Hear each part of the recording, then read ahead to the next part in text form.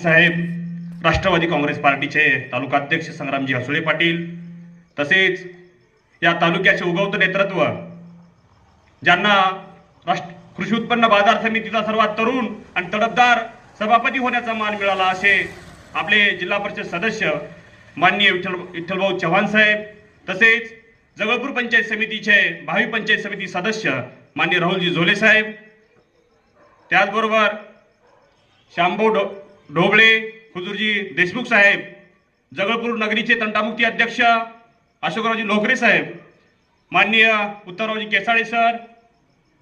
गजानन दळे पाटील, आकाशजी वाघमारे, त्याचबरोबर देवदत्त टेकले साहेब, बालाजी तोगरे साहेब, शिवाजी तोगरे साहेब, आमच्या भगिनी सीमाताई अगलावे, प्रेरणाताई सोनकांबळे आणि उपस्थित मान्यवर, आपल्या सर्वांच्या चरणाला नतमस्तक होऊन आज मी माझे विचार व्यक्त करण्यासाठी माननीय विठ्ठलजी चव्हाण साहेबांना आणि महायुतीच्या उमेदवारांना भक्कम पाठिंबा का द्यावा यासाठी आपल्या समोर उभा टाकलेला आहे.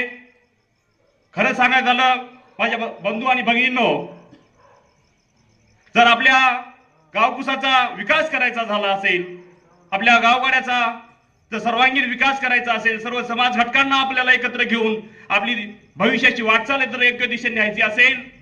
तर आपल्यालाही आपलं नेतृत्व असेल, आपला लोकप्रतिनिधी असेल, तो योग्य निवडला पाहिजे. त्याची प्रामाणिक इच्छा, त्याला तळमळ असली पाहिजे की माझ्या सर्व समाज घटकाचा विकास झाला पाहिजे, अशी भावना असणारं नेतृत्व जर आपल्याला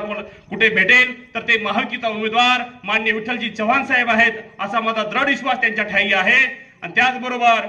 खरं सांगायचं झालं तर महायुतीच्या उमेदवाराला नैतिक अधिकार आहे आपला मतदान मागण्याचा, कारण त्यांच्याकडे कामाची पावती तुमच्या समोर ठेवलेली आहे. जर दळकोट आणि उदगीर विधानसभा मतदारसंघाचा विकास जर बघितला आपण, तर खरं सांगतो, आपण जर जळकोट तालुक्याला पूर्वी गेलो तर त्या ठिकाणी आपल्याला साधी बस मिळायची नाही, पण आता जर आपण जळकोट तालुक्याला गेलो तर सर्व इमारती, प्रशासकीय इमारती आपल्याला भव्य अशा दिसतात. त्याचबरोबर राष्ट्र महापुरुषांचे स्मारक या ठिकाणी आपल्याला ऊर्जा देऊन जातात. त्याचबरोबर उदगीरला जर आपण गेलो तर उदगीरला भव्य अशा प्रशासकीय इमारती, मोठ्या मोठ्या महापुरुषांचे स्मारक या ठिकाणी आपल्याला ऊर्जा देत आहेत. हा जर बदल कुठून झालेला असेल तर हा बदल आपल्या मतदानातून झालेला आहे. त्या धर्तीवर जर आपल्याला वांद्रा जिल्हा परिषद सर्कलचा जर बदल करायचा झाला असेल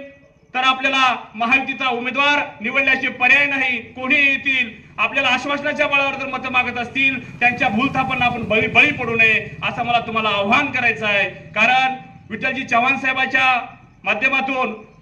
कृषी उत्पन्न बाजार समितीचा सर्वांगीण विकास आपण पाहत आहोत. गेली बरेच वर्ष झालं कृषी उत्पन्न बाजार समितीमध्ये विविध पदं भूषवली गेली, पण ज्यावेळेस विठ्ठलजी चव्हाण